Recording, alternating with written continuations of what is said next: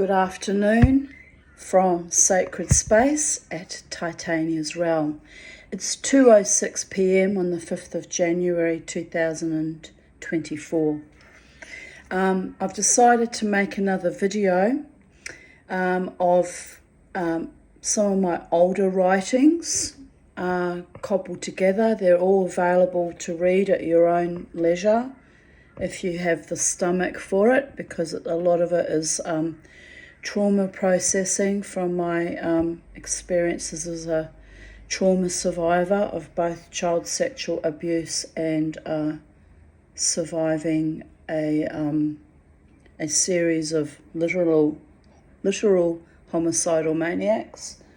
And I just had a lovely long chat to my friend Jackie, who reminded me that given my childhood experiences, it's actually quite normal to have a dark energy with us for the rest of our lives that drags us literally down into that death spiraling, because as children our wounding meant that we literally prayed for death.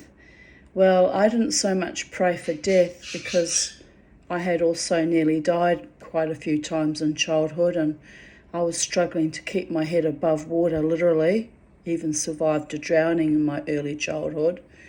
And I was striving to live life fully and abundantly even then, but the albatross around my neck that remains, like a dark death curse, is that there is an energy that seems to have cost me love relationships and partnerships and a loving, supportive, nurturing family and success and prosperity and even love affairs has stood between me and having all of those lovely things come to fruition since early childhood, really.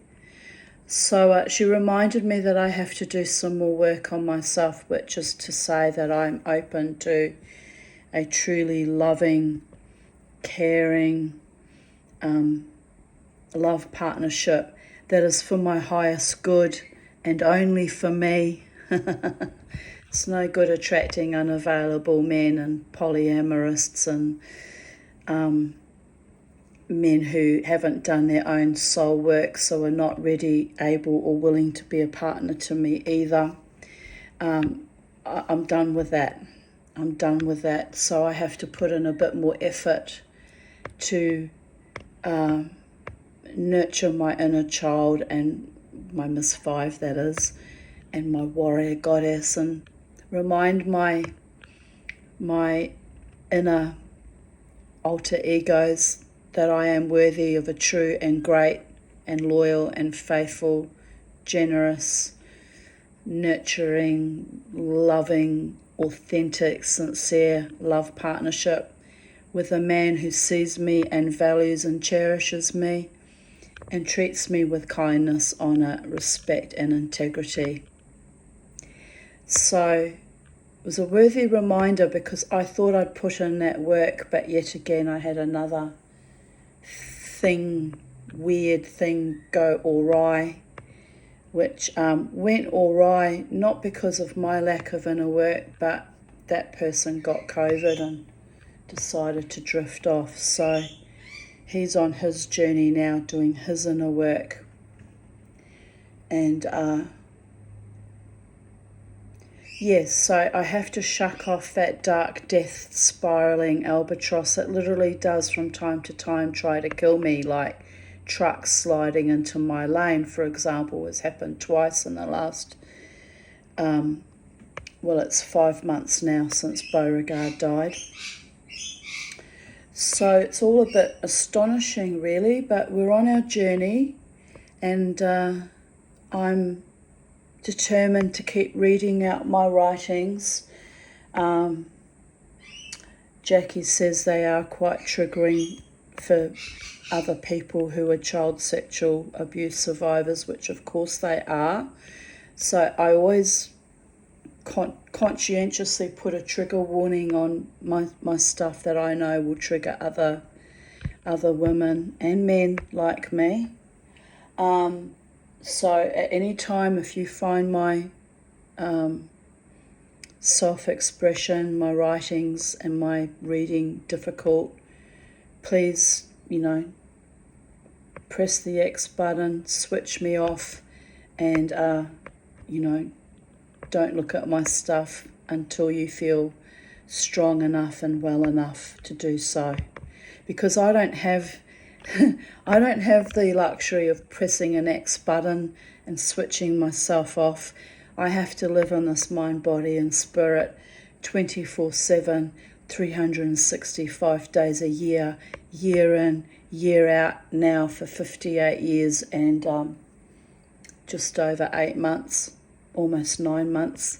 I'm pushing 59, and I have to live in this reality. So I'm living it the best way I can by vocalizing on vocal media and Facebook and YouTube my life experiences, and in the hope that I heal myself as well, and that other people may benefit from my lived experiences. And yes, I'm not doing this out of a desire to inflict harm on anyone in any way, form or manner, and certainly not to inflict harm on myself either. I'm just speaking and working through and processing my entire life. And I have also done that.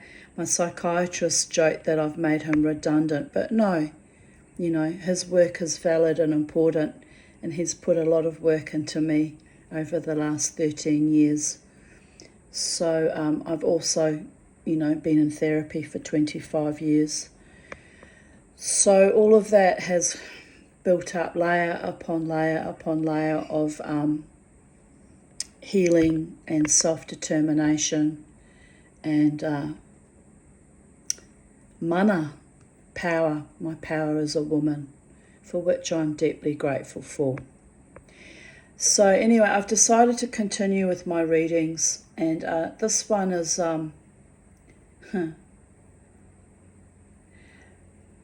it's me working through at that time, trying to work through my love connection with a former love partner, and I realise it comes across as insane, people.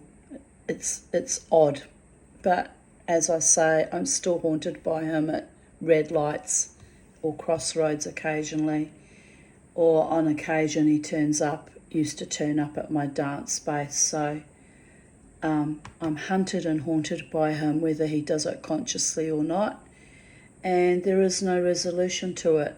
So I write about it, and I work it out of my mind, body and spirit that way.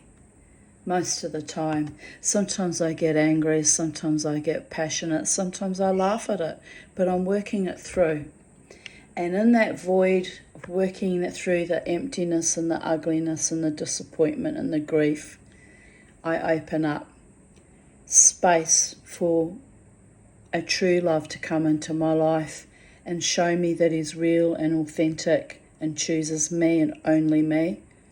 And so we can build a life together that is beautiful and blessed and peaceful and joyous, and have a deep love and reverence for each other that is based on reality, not fantasies, that is long-lasting and enduring, a real, true love partnership, because I will settle for nothing less, people.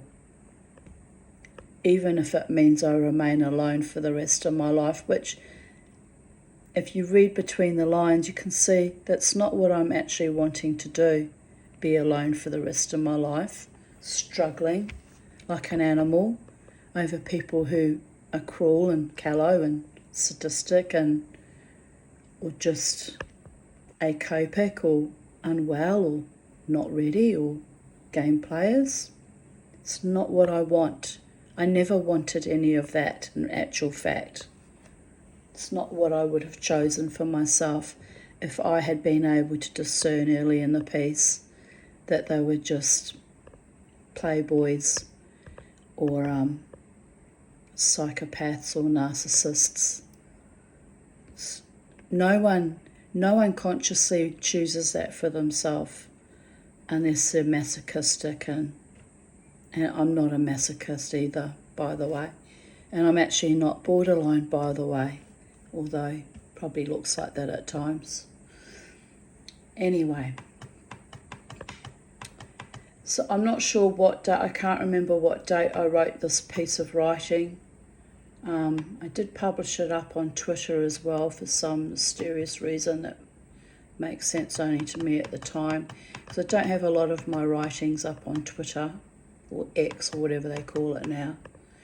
But look, it's an interesting piece of writing, and trust me, I watch my own videos ad nauseum too, and each time I'm like, oh yes, I remember when that happened. I get kind of new kind of insights, or sometimes I get a little bit of a giggle out of my own vulnerability and sweetness. Because even warrior goddesses sometimes have to lay down their sword and be vulnerable and sweet occasionally. It's been known to happen, people. You've probably even seen me let it happen and unfurl in front of you in my videos from time to time. I'm not a bad person.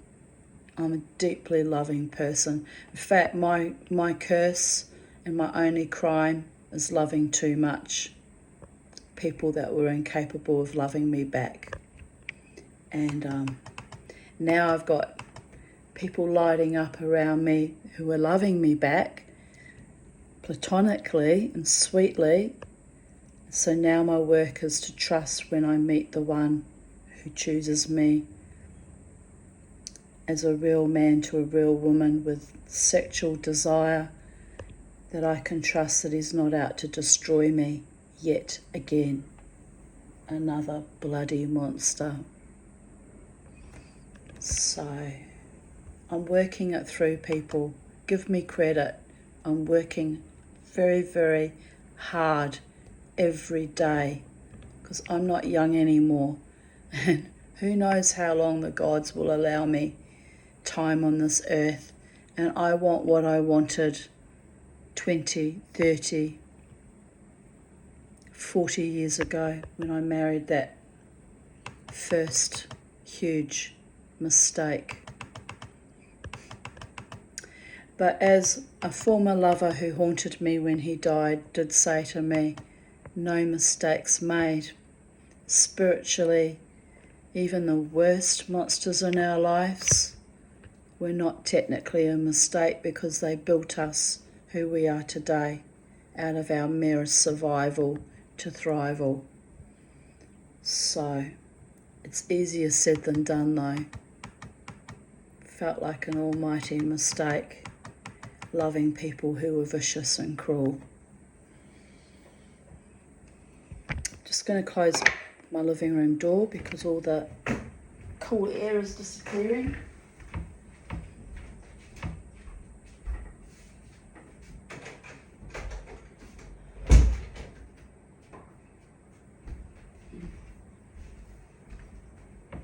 Going to hold this lovely carnelian ball for grounding, because I've mentioned that spook, and I don't want him and my energy interfering spiritually in my readings.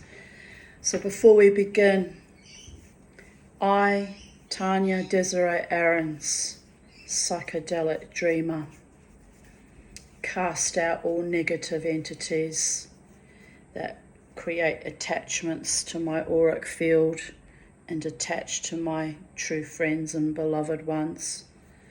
I cast you out, return you to your original source.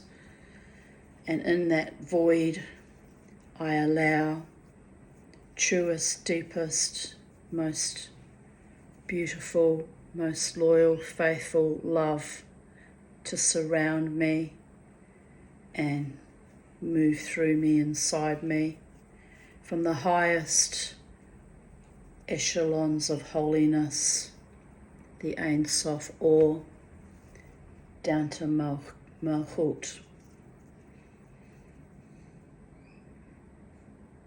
I ask for the highest, most poignant and beautiful love to protect my mind, body and spirit, my home here at Sacred Space, the land this house resides upon.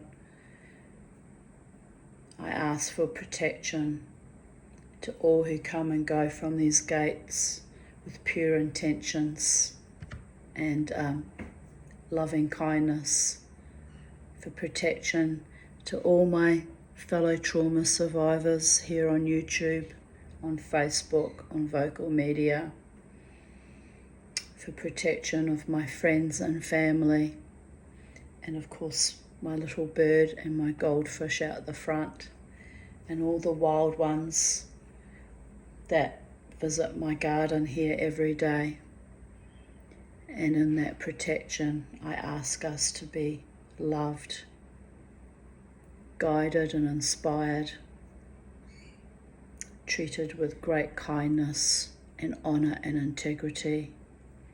Surround us with love and peace. Shalom. Salam.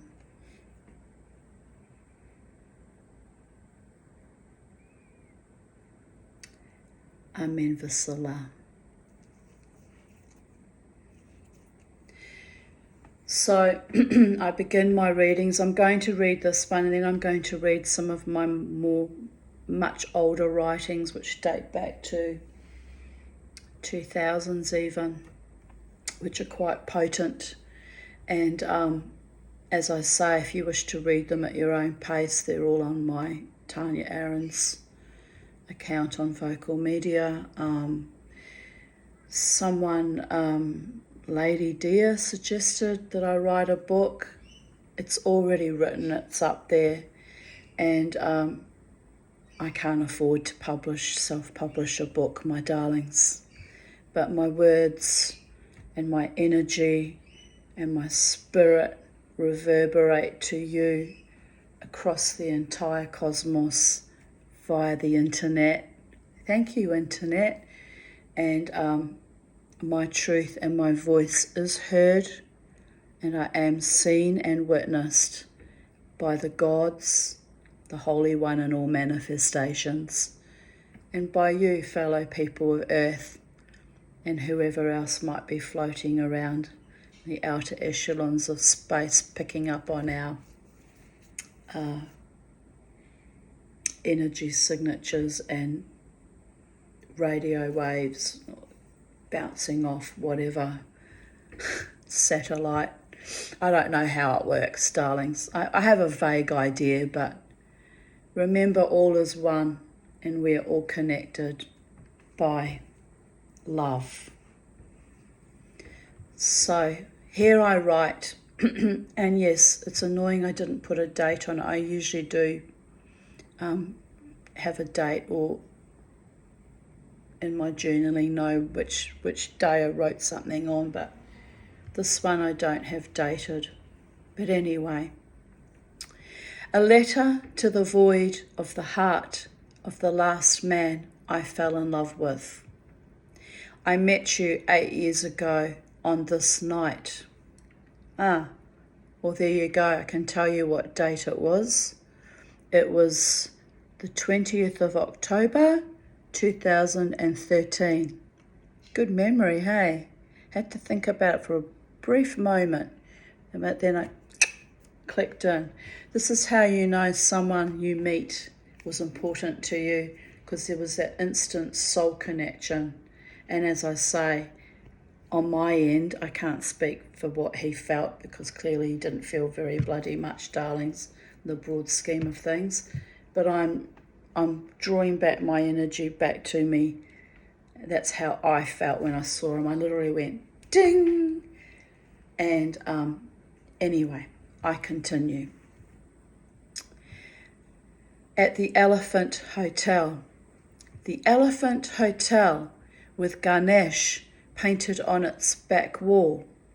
Oh, the irony, especially since I'm not a Hindu, but Ganesh is a very large elephant deity with a very large trunk. So there's certain layers that you could unpack that alone, given that this man claimed to have, I did ask him if he'd studied Tantra, and he said he had, but of course he also might have fed me on a lot of bullshit too. But there was an intense spiritual connection between us, which him and I have been unable to break to this day, driving around me at crossroads. But yes, I remember looking at Ganesh that night, the painting on the back wall, with great bemusement. 8 years have passed. How many years is it now?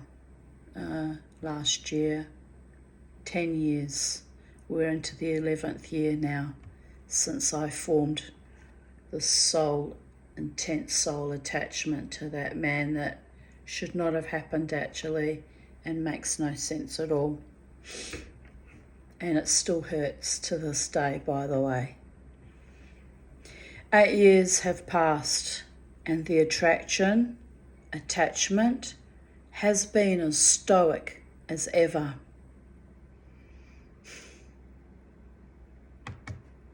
My perfectly perfunctory, perforated, and yet powerful heart that never gave up on love for its own sake, even as you kept playing me for a fool, trawling woman after woman as you pursued me in various pubs and at the casino, and even at last at a drumming circle. And recently, a few weeks back, I thought I'd imagined it actually. Denial was a long river in Africa. I did think briefly that I saw him peering at me with his one-eyed trick that he does. Because he's hell-ridden by something, I'm telling you, at the Brooklyn Standard. But I might be wrong. I might have just been, not hallucinating, but I was in my trance state. It might have been a flicker of an old memory that came up, and I might have imagined it.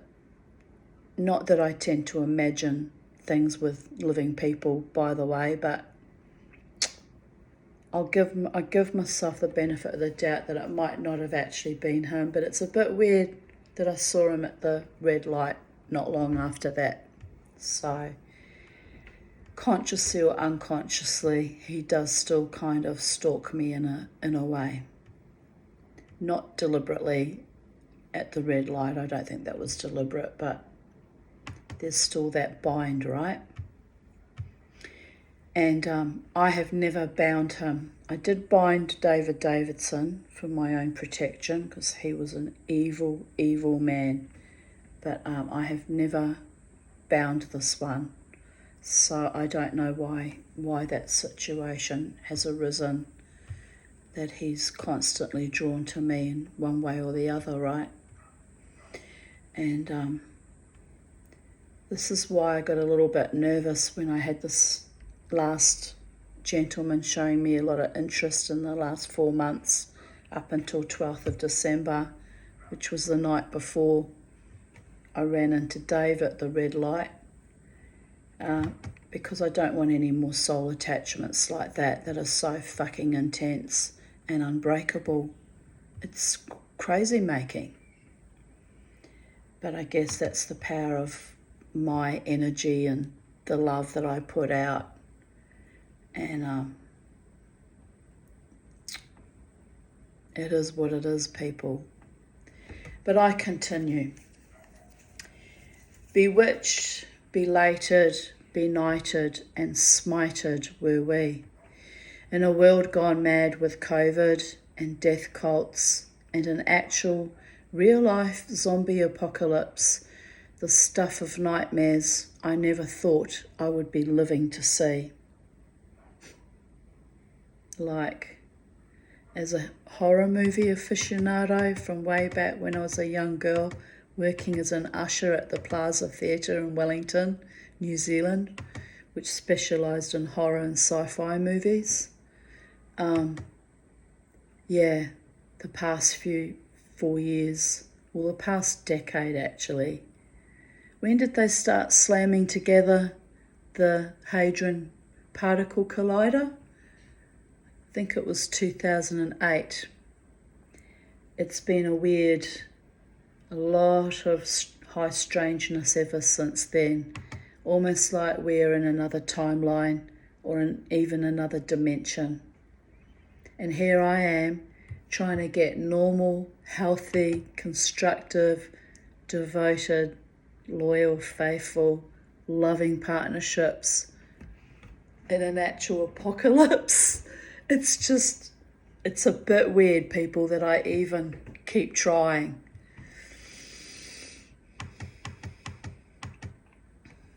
I had tried to end my life, of course.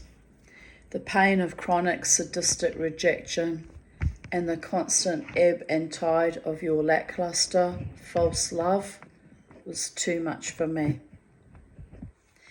But I was reared for this moment, this breath, this life. Even from my own multitude of petty more since my inception and insertion into my evil mother's putrescent false womb to now. Always the now, my love. That is all there is. The eternal now. The breath, the hope, the sunshine in a kaleidoscopic cascading dust mote, swirling into infinity. Turn the number 8 horizontally and you have the symbol of infinity, the symbol of creation, the dance of life and of death, the yin and yang clasped together in a melding that cannot be separated except by fate or a particle collider. Do you love how my brain remembers what I've written further on and mentions it, brings it up and mentions it? How do I do that? It's a bit weird, people. But it's 2:17 a.m. and I must think happy thoughts. Happy thoughts. Mama T's going dancing tonight. I'm going to be happy tonight. I'm always happy when I'm dancing. Ground myself until this empty reality, devoid of comfort and ease, stripped bare of intimacy and affection, shredded of any hope of posterity, and mangled by men who knew not what they were so callously destroying. So I've just realised I would have written this in 2021 if it was 8 years. So there you go, we've got the date now, 20th of October 2021. Cared not, trifled with, pissed on, betrayed, falls away to oblivious, obliterated oblivion, obladi, oblada, the big O, O. I am okay. It's a full moon. The moon that called you into my being, and the same moon that will take you out. I put a prayer out to the guardian of the crossroads recently, as I kept seeing you at crossroads. Yes, that would have been 2021, since I've been working quite intensively with Papa Legba, the voodoo god. I asked for a resolution or a gentle, graceful letting go, so I can finish my life in peace and joy and be released and blessed and invite the heart and awe of a real love that I always deluded myself might arrive in my life one day. not such a delusion given 2023, various men lighting up for me, around me, in my dark spaces. There is someone out there whose heart is genuine and meant for me. I just haven't figured out who that is yet, because so far only my unavailable ones have lit up for me. I love you all, my darlings. Don't get me wrong. I appreciate the love you flow to me, even though you're unavailable. This evening I deleted you, the last threads of connection. But here I am, lying in my bed, burning with the long knives of memory and longing that cut and sliced my heart to smithereens, like a biopsy needle, stealing my life force, my strength, as you bled and fed from me energetically, you evil, perverted cunt. But I have to laugh at my defiance and my passionate vulgarity.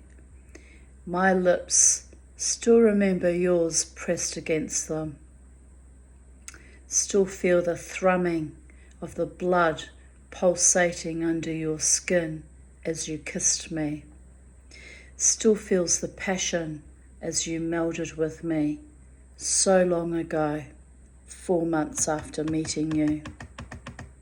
Too much, too soon, and yet not enough to cleave you to me. I was never enough for you, never truly chosen. But you watched from the shadows in seedy pubs and clubs as it bothered you that I might be loved by someone else one day. When the homeless man blessed me with a wooden painted rose at a drumming circle 2 years ago, you looked on with amazement, with bathos, and with humour. Watched over me like a true lover should, but still you did not claim me. Envy and spite of even a homeless man's spiritual honorifics of the Tanya, as I struggled with my broken heart and sear, sucker-punched soul. Ojibwa Meduans and voodoo gods and my own limitless Adonai. Adonai is Aramaic for Lord, my Lord. The divine masculine who played me, parlayed me, and sold me down the river Styx. But at the last near death, it was Lilith in the form of the divine feminine who reclaimed me and gently rocked me back into my body and told me, you will be okay, Tanya, in a hellscape of epic proportions. You will go back and and tie up loose ends and have the life the gods ordained for you. Another half lie, half life. And just at that point, as I was reading that last paragraph, I saw a little red car drive past, which looked like my daughter's car, and that's why I went, ah! I actually thought for a moment it was my daughter, but the car kept going. And so I will hear from her soon, because synchronicity is the patterning. And here I am about to read about her too. You see how the energy draws it in so powerfully? My love is powerful beyond measure. In fact, if I could bottle it, I could probably start a nuclear fusion and power half the planet by now, maybe all the planet. but I have to contain it and tamp it down and know what is real, what is true, and whom truly is mine and meant for me, for my most highest good. A good, kind, loving man who has my back and my front, and who will be with me in great joy and bliss and honour and respect and genuine care. But I continue reading. I've got chills, like my breath just went. Did you see that? I've even gone a bit pale.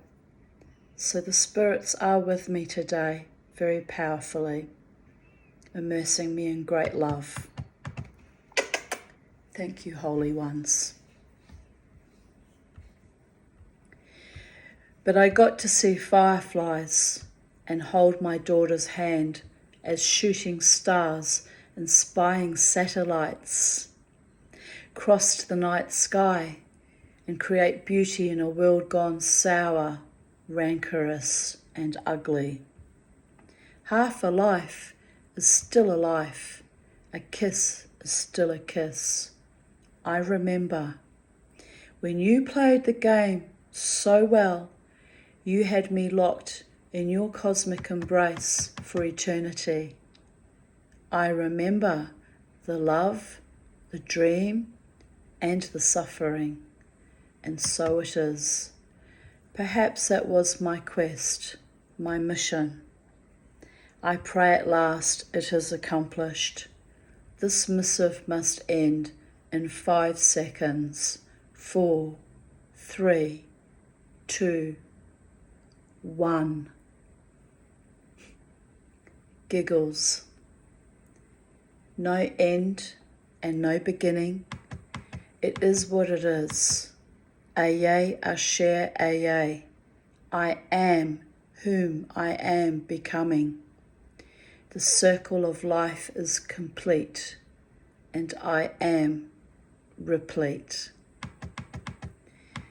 And I signed it off, copyright Tanya Desiree Aarons, hashtag the desired one, hashtag the chosen one, hashtag love is the law.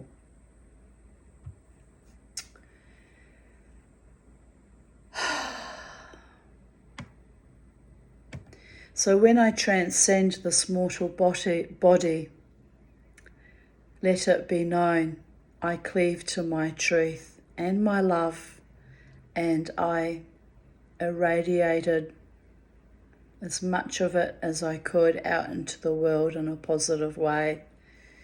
And when it was negative, that too is a backhanded gift because it's for my healing, digging into the old wounds and releasing.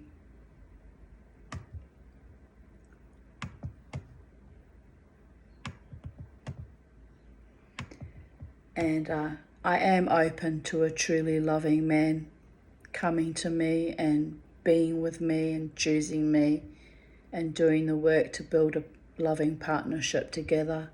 I am open to it. You know, I did open up last year, late last year in October really, when he started chatting to me online. I was open to it, and the fact that it went wrong, well, my darlings, it takes 2 to tango, and it takes a willingness on the man's part to explore me and love me as I am, because together we can grow together the right man for me when I finally meet him, or he finally meets me. But it has to happen naturally and organically and respectfully, with genuine, authentic emotions and genuine, authentic actions to follow up with it too. If I have to be the man and do all the emotional work, and I might as well just stay on my own, quite frankly. It's not tenable. And when I ask questions and say what's happening, I literally want to know what's happening. I'm not being sarcastic. Curious minds want to know. Anyway, never mind. That was then. This is now. The right man will respond to me accordingly, with deep love and affection and genuine care, and without games or artifice.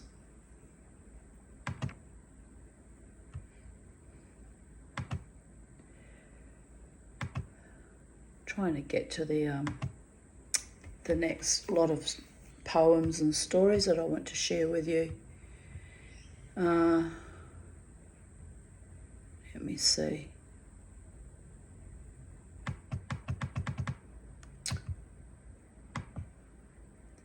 I need to have a rest before I go dancing tonight. I'm a bit weary. Build up some mana, some mojo.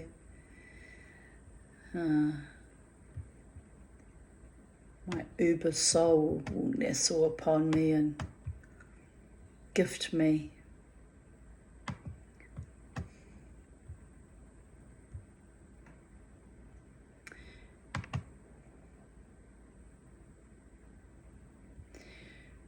published 3 years ago. Again, doesn't have an actual date, which is bloody annoying. Oh well, but 3 years ago. Morning epiphanies, closures and openings, Tzimtzum. Tzimtzum is a Kabbalistic expression for how the universe expanded and contracted and burst into its manifestation of what we have now. You know, the constantly evolving universe and indeed multiverses. I believe in multiverses anyway. Here's a photo of me with my firstborn child, Crystal Natalia Aarons. Here she is. Me looking very, very pale, with the terrible bloody perms that we had in the 1980. Crystal was born in 85, November, 6th of November 85, right? Still getting the horrific perms. Here's my ex-husband's Tirana. All he cared about was cars. I seem to attract men that prefer machines to a real woman. It's another curse too. Oh well, you have to laugh, people. It is what it is. So this is a trigger warning, this offering. So again, if you're not well and you're not coping, switch me off, my beloved friends and viewers, and whoever comes across my offerings, you're under no obligation to sit with me in my grief and trauma. You have your own stuff to deal with. Go and deal with that. And but for those of you who are interested, trigger warning: suicide, child sexual abuse, domestic violence, grief, trauma, and unrelenting lack of real love or intimacy. Last night before I went to sleep, I looked at the photo of myself with my newborn Crystal, who I had just brought home from hospital. I thought about the ravages of time and how deeply I have loved both my children. It almost bordered on insanity. I woke up not long ago and thoughts travelled through my head about my marriage and early life. Really still a teenager, playing house with 2 infant children and surrounded by so many abusers. I had stark memories of all the microaggressions that began the moment I signed my life away on the ketubah, which is a Jewish marriage certificate, and the civil marriage certificate. I had 2 marriages and 2 divorces, the religious and the civil.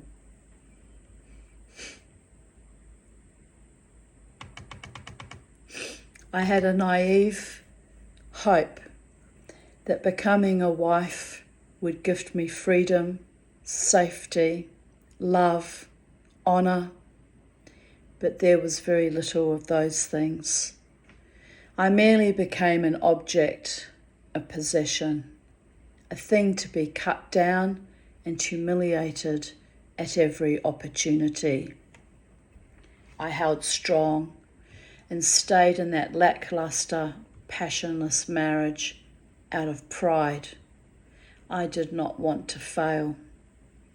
But ultimately, I was failing anyway, and I feared for myself and my children. When I left with my young daughters, all hell broke loose. My own mother betrayed me constantly with my ex-husband.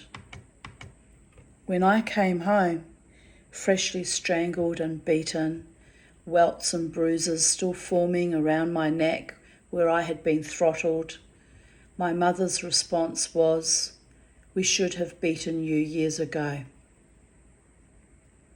I threw her out of my house and moved out of the marital home 6 weeks later. No money, and ended up on the single mother's benefit in dire poverty forever after. Amen. Lawyers, the family court, and later the adult guardian, all working against me as they enjoyed the victimization of a woman and her 2 daughters. And by the way, my worthy, beautiful, handsome, honouring psychiatrist refers to me as Boadicea because I've had a similar fate to hers.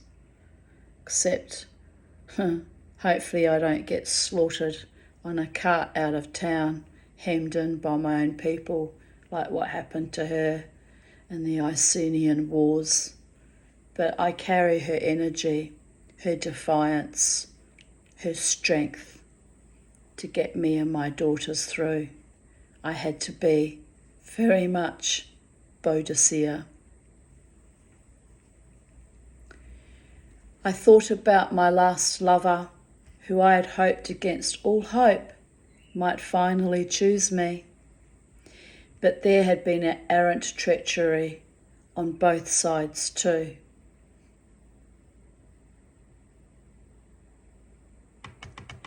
He had been cold and unrelentingly stalkerish.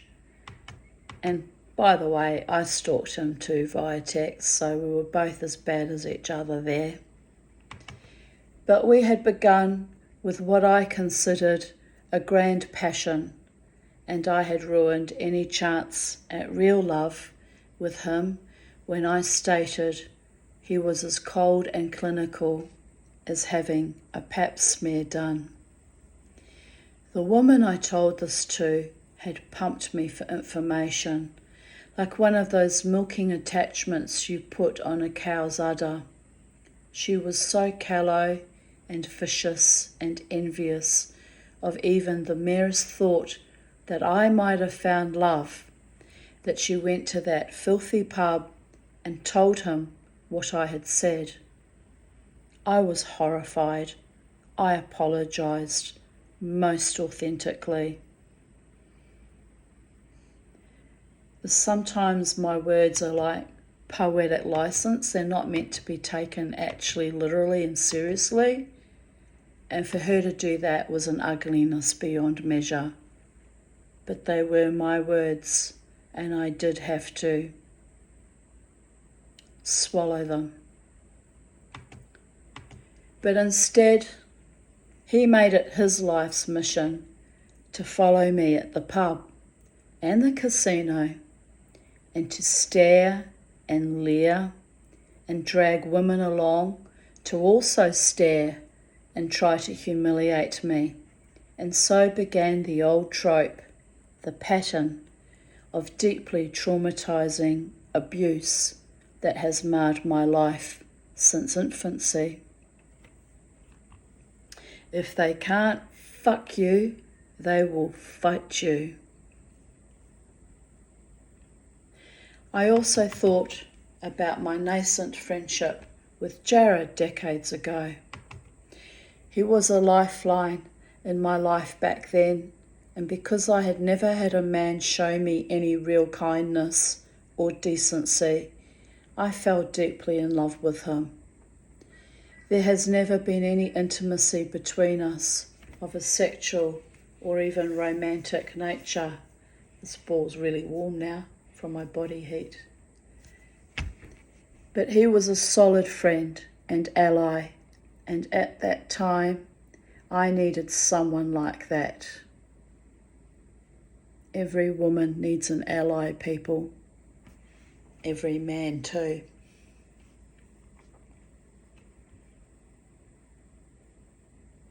I am grateful for the soul-nourishing friendship that stood the test of time.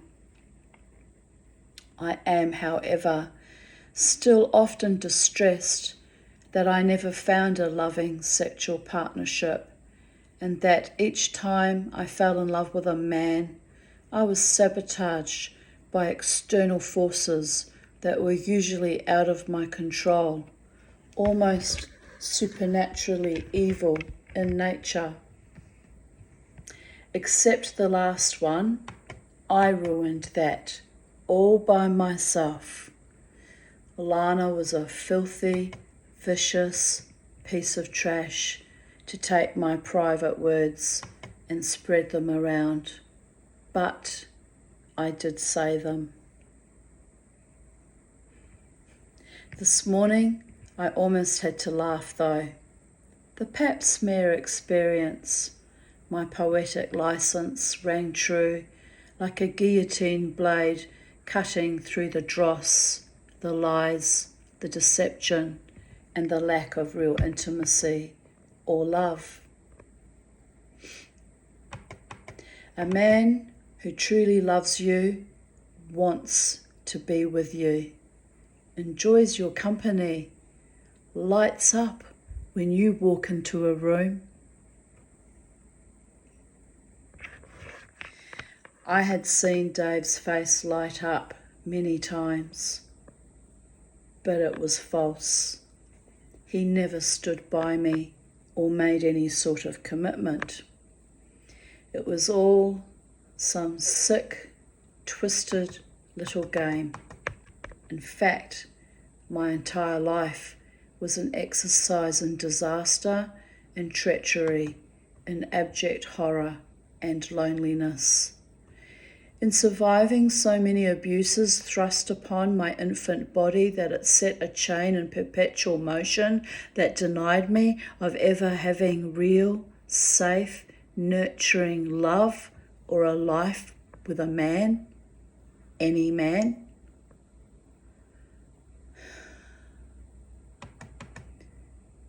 I thought I could resolve it by suiciding, but that failed too. So I had to pull up my big girl britches, those bitching, itching, Volunagutkas, and start again from no thing, even from my own death. Almost 6 years later, and what have I made of myself? Not much progress. Still cleaving to love of the man that played me, an illusory, hellish disappointment. But the gods did gift me closure after my former psychopath homeopath lover died in 2016. So that showed me that my life is being healed, that all contracts with devils not of my choosing are being sealed or separated in the igniting fire of angelic light and smite, and all I need do is believe, trust, and wait. My star is rising. It got cast down as a meteoric obliteration in 2015, but this year I saw it begin the inexorable climb to the outer reaches of space again, little lights lighting my way. Gifts of love and encouragement, gifts of hope, my ever-burning love, reclaiming long dead or defunct parts of my soul, awakening my creativity, blossoming my bliss. I have a long way to go before I can call myself a success, but it's not the destination that counts, it's the journey, and what a ride.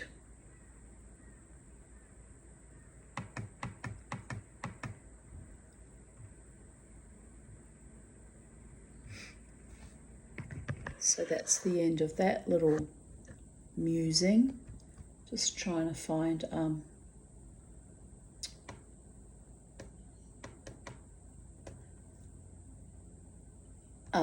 here's the arrow here.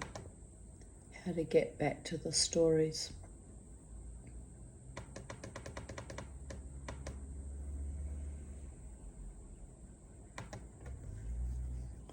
This one is similarly titled, and it was written 3 years ago. Morning Epiphanies on a Diamond Day Afternoon.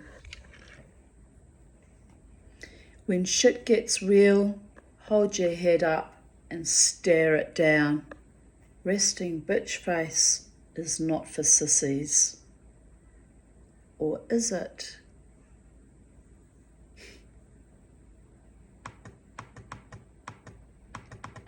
Here I post a photo and I've since lost the tongue. I lost the tongue at Kilcoy, which killed many things, including almost killed my friend Jared with a heat stroke. But yes, I have to buy another sterling silver fork and make a new tongue for Snakey. Snakey's lost her tongue, which I'm a bit upset about actually. Because I can make another one, but it's a lot of work. It was annoying that I lost it. But anyway, I can rebuild it. Like my broken kintsugi heart, I can rebuild her.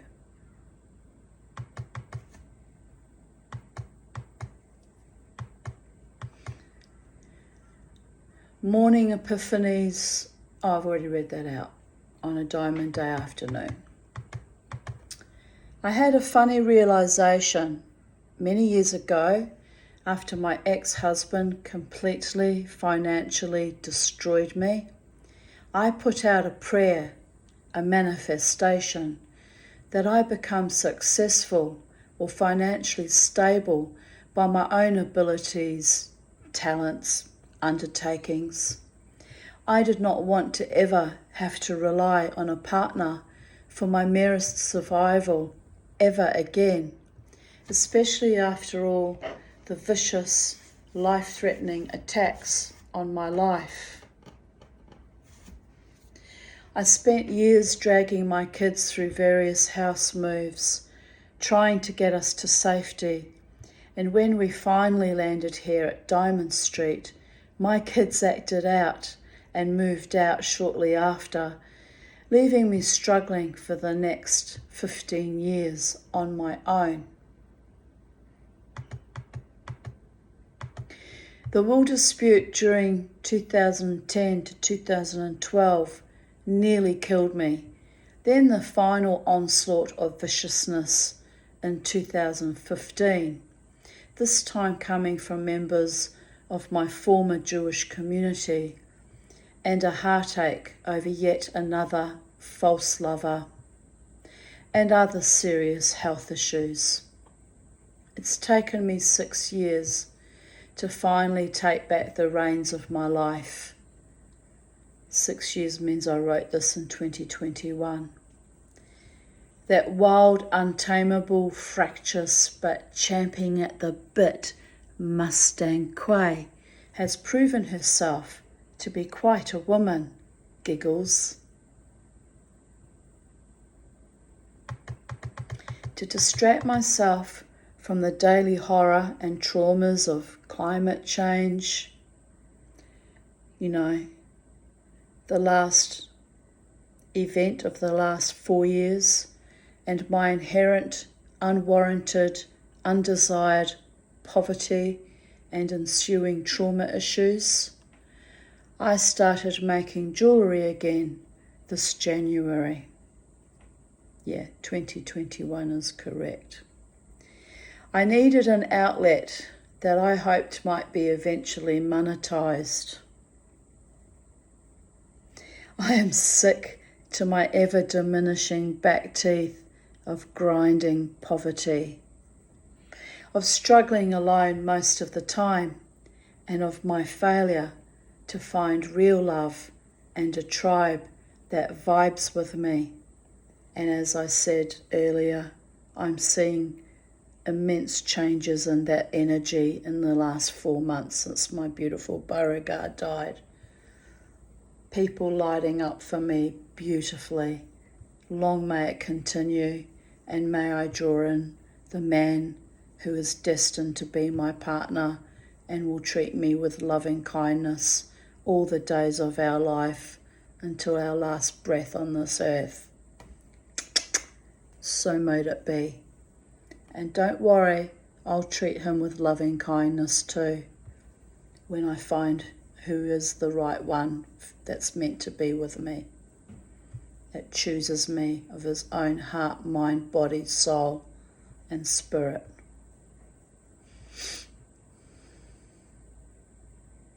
A good, kind, loving man. So mysteriously I managed to gather enough supplies to get started. And I am lousy at soldering. Not anymore, I'm not. So lost an important piece I loved yesterday. But I will begin again from scratch when I can afford the silver.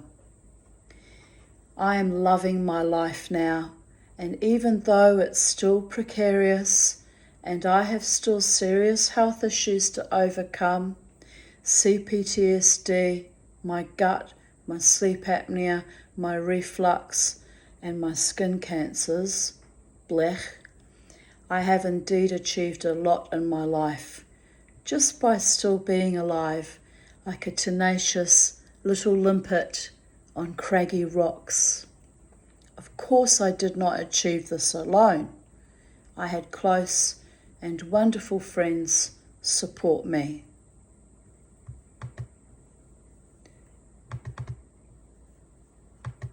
Where's my mouse gone? Here it is.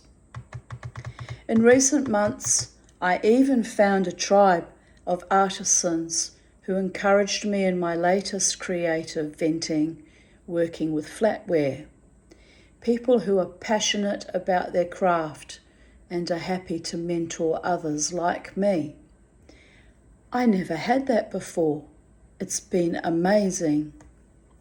I realise I have a long way to go before I can feel truly successful or make a living for myself, independent of the disability pension, so I could perhaps provide for myself and have enough confidence and money to finally welcome a life partner into my life on equal footing, thereby avoid more decades of abuse, isolation, loneliness. No one wants a broke or broken woman. But if I never find a true love partnership, I am satisfied that I built my life up again from ground zero 6 years ago to the point that I am creative again and full of hope. Where did that go? And there is an ardent passion of life running through my meridians that for once is not being poured into false trickster vampires and or ever-empty, life-draining lovers. I am feeding my own soul, body, mind, heart with love and light and bliss. And yeah, I crash and burn and spiral under, a pernicious feature of my CPTSD, where I can spend days or weeks floundering like a flapping, dying fish on lava rocks somewhere. Scorched by my own ineptitude, or loss, or grief, or shaken to the core over a broken fucking bracelet that in the broad scheme of things don't matter as the world is dying along with me. But I can rebuild myself and my bracelet and even perhaps find love and prosperity and better health and a kind, supportive, loyal community, tribe.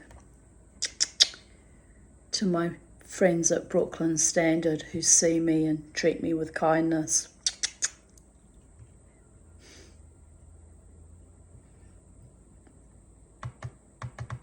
If not, it's not so bad. I can do this life alone, have always done it, even as a child surrounded by the most, treacherous monsters in human form, my own family. I did it. I survived. It has cost me homes, money, degrees, superannuation, portfolios, sanity, and I even lost my sense of humour for several years. But the ghouls are all dead and can't hurt me anymore. Crystal told me the other day to never mention any of their names, as in Indigenous culture, to name the dead is to keep their memory alive, to honour them, and my lot do not merit such honour. She is right. I come from pernicious evildoers, fueled by lust and greed and verminous treachery of their own children. I come from vituperous, venal vipers of very little soul, with zero decency or honour shown me. My insides just ache to think of it, so I won't. I will get out of bed, greet the day, and shine in my luminous, delusional, desultory, salty success. They failed to make me as monstrous as them. I am grateful for that. Grateful to the Holy One, the archangels, and all the benevolent, loving, protective gods, fae, spirits that brought me through with a strong and outstretched arm. Nasty, smelly hobbitses had to keep me at arm's length, like my former lovers, as they could not be totally trusted with me, as I am a warrior goddess, berserker, bitch at times. But I know my true heart and my spirit, and yes, my worth. No accident that my only safe haven was this little government home on Diamond Street. The jewels lying beneath my gnarly feet at this time, and I did not get the message until recently. Diamonds are forever. They are on the soles of my feet, and although I don't have enough to purchase security, and they certainly don't keep me warm at night, I have a diamond soul created from carbon dating, shit effluent family of origin, and I was pressurized just enough to shine bright enough to be seen by those who matter and be spat on by those who never truly did matter. The paradox of a woman of valour who knows her truest value and the calibre of her deepest love. C'est la vie, bitches. I am back. And on that note, I'm going to stop there because I'm a bit tired now, and it's intensely emotional for me to continuously go over and go over and go over my own former reality that I am shifting right out of my body, mind and spirit and blossoming out to new and beautiful and creative and kind and most beneficial for my most beneficial outcome, benevolence and sweetness and loving kindness and devotion of a good, kind man who truly loves me, of my tribe and or community who truly love me and value me, cherish and respect me, and of my last remnant loving family and true loving loyal friends, and the magic of this sacred space that I have consecrated many, many times, this Aboriginal land, this holy land upon which I reside at the behest of the Australian government and the gods. And thank you to the Islamic Women's Association of Australia and the government who make sure my lawns get mowed and I have help with cleaning, and who are supporting me also. This little Jewish witch, it's delightful. The young man came today to sign some paperwork, very young handsome man, and I showed him the book I'm reading. Let me just show you also. Bought for me by my beautiful friend Lynn Sloan, which is called The Book of Roads and Kingdoms by Richard Feidler, and it talks about the Islamic civilization, how it started all the way back to from Muhammad on, all the caliphates and all the journeys they made across the Middle East and into Asia. And it's wonderful. I've got to finish it. I'm halfway through. I've had it for months. I'm a very slow reader, and I keep focusing on TV and TV and making these eccentric videos for YouTube. But it's a wonderful book. So I showed it to the young Muslim man who came to visit me to do the paperwork, and he was quite impressed. I said I like to read about all cultures and all sorts of things pertaining to humanity. And then he sat and he admired the paintings that my beautiful daughter Crystal had done. He took great interest. I thought that was very lovely young man. And all I had to do was give my signature, really, so I didn't need to do anything more than that. So he was here and gone very quickly, and so I was freed up to make more videos for you, YouTube, my YouTube audience. But on that note, I'm going to have a rest now because I need to conserve my energy for tonight's wild, free, shamanic, moshing dance, right? So, kisses to all my beloveds, even the unrequited ones, because let's face it, I've poured that much energy into you and you have prospered by that. It's in the lap of the gods, my darlings. The energy never dies, and I hope you move it forward and recycle it and gift it to someone that desperately needs your love. Don't hold it selfishly, spread it beautifully, honouringly and respectfully, and let other people, other souls light up around us. Let it grow and glow. My beautiful ones, may the gods of your understanding bless you always, and me, and little Charlie, who needs to go for a walk. What's the time now? 3:21 p.m. And yes, blessings to all, from the Ein Sof Or down to Malkut, the four emanations of all creation, and this little carnelian rock, carnelian crystal. I'm a bit annoyed. I bought these some years ago, a couple of years ago, intending to gift them as Christmas presents or Hanukkah presents, but when they arrived they all had big fucking cracks in them, so I was very annoyed about that, and I didn't want to give them away as presents because they were so badly damaged, right?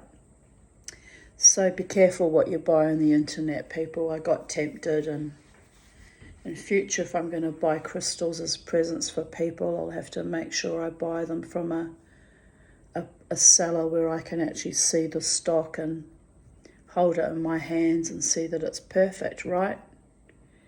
But anyway, I accept that I made an error in judgment at that point in time.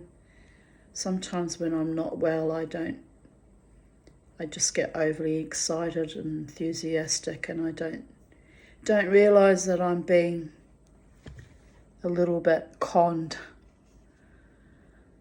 It's another of my things I struggle with, being conned by malfeasant fucking assholes from time to time. It's how I lost businesses and houses and my inheritance, by the way. But anyway, life goes on, even with our flaws and our cracks. That's how the light gets in, says Leonard Cohen, who knew something about both Buddhism. He was a Sangha, and Kabbalah, because his father was a rabbi. So take that knowledge and transmute it into something beautiful, my darlings. Blessed be. Have a beautiful day wherever you are in the space-time continuum. And I'm sure I'll share more stories with you soon. Bye for now.